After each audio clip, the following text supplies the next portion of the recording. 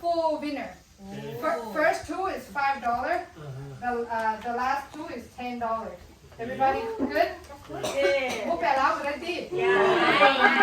ให้เจ้าแล้วยกเว้นอะไรให้มาดำๆ Everybody know how right โอเคพี่กำลังคิดได้กันดิเออได้ติดเลยอันนี้โอเค ready ได้กันดิเอาแม่เอาไม่ชอบบีบหัวจะบอก น้ำเล่าในกิ้ง N33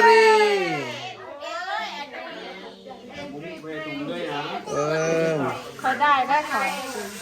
คอยบุมี เนี่ยมูเห็น ไม่ทำไม่ได้บอส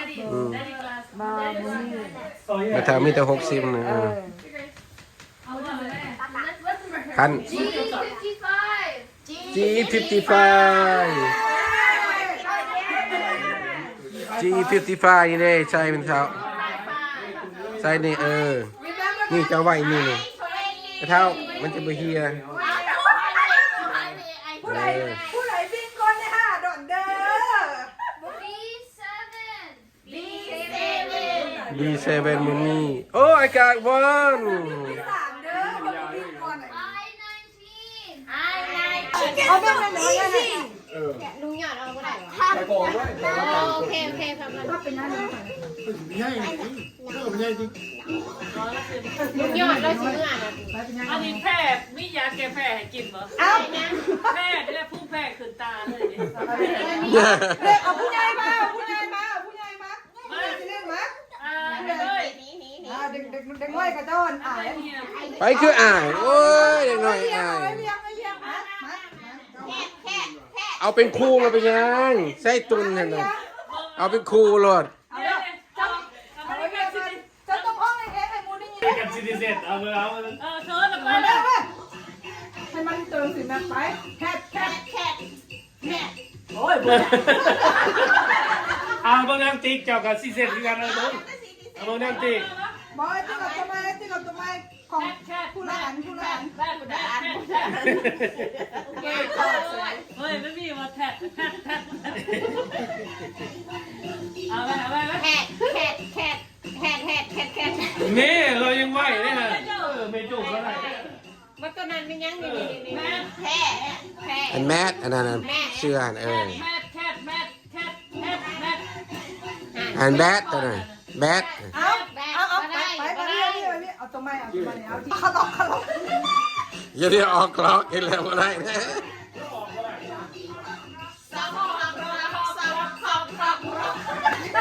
นี่คนอเมริกาเนี่ยช็อกล็อกคอกล็อกเนี่ย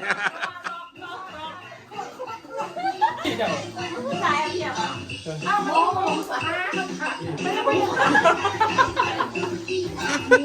มาไก่หมูเอาตั้งเลี้ยงตั้งใจหมูไก่กาหัวหมูเติกเอาเอาแมวก็มึงมีมันคือมีแมวบ้างไม่มีไก่กาแมวม้ากาแมวหมูไปมีตัวมีนะมันมีตัวมี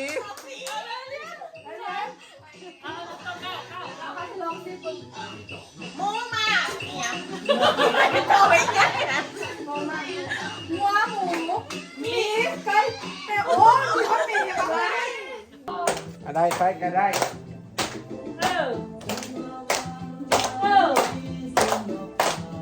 เห็นแล้วพี่น้อง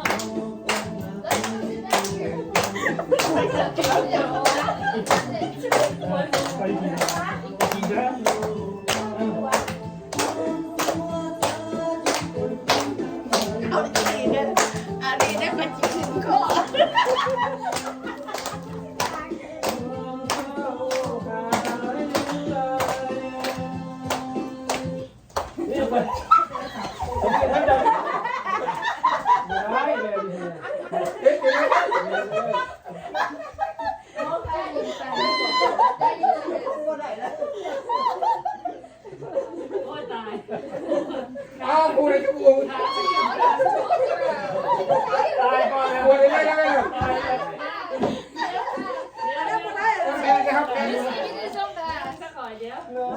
มันบ่ทันแล้ว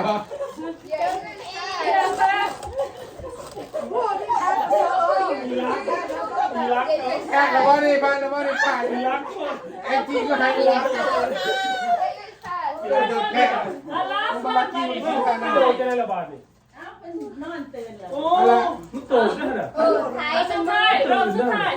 ทีมใด มัน ช ตื่ นะ นมันตื่นแบบกระโดด ทีมใดชนะเป็น5 บ่ผ่าน เฮ้ยสิรับการ5 $เด้อบัดนี้วินเลยได้บัดนี้เอ้า บ่ผ่าน เอาพักอีกบ่นี่ ภาพเองสุดท้าย เขายังตายเหรอ ยังนะ เอาต่อ เขาไม่ผ่าน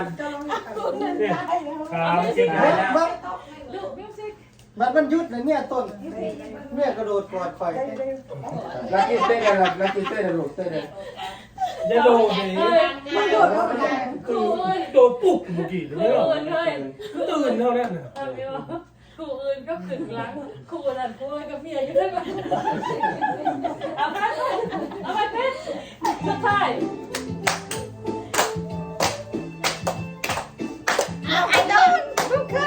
ระวังแล้วแพ้ จ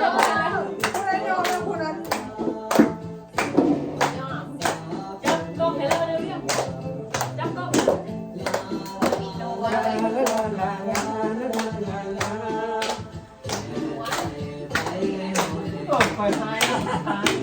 แต่หายเหรอหายเลยเมียขอได้จะหายเมียมัวเลยนะคนหาเนาะ ไม่นอกลงให้ดีกว่าเนาะ กลับไป เราไปตรงนี้มาคาราโอเกะ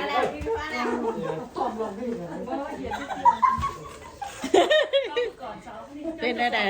เป็นอะไร เขียนเป็นลบแผ่น No, you guys don't pass. เลยเนี่ยเลย บ่ผ่านเอาบ่ผ่าน Press look up. That does not pass. No, your toes. Also, yeah, you guys pass. เบิดแล้ว อ้าว อ้าวมื้อนี้ม่วนคักม่วนแน่มื้อนี้คักบ่มื้อนี้หาวิธีให้ผัวเมียเก็บประสบพรอันนั้นแม่เอาละแม่เฮ้ยแล้วแม่ กูจะขึ้นวันนอกแต่กินเลยที่มึงนะ ไม่จ้าสกุลแรกแล้วเดี๋ยวที่สิ แซ่บแม่นบ่คักบ่เกี่ยวบ่ เฮ็ดจะได้แบบเฮ็ดจะได้มันเป็น โอ้แล้วจะบอกสูตร ลวกวะ บ่ได้ลวก แก้วแม่ดังเมือง บ่ได้ลวกเด้อ เฮ็ดจะได้ บ่เป็นหยัง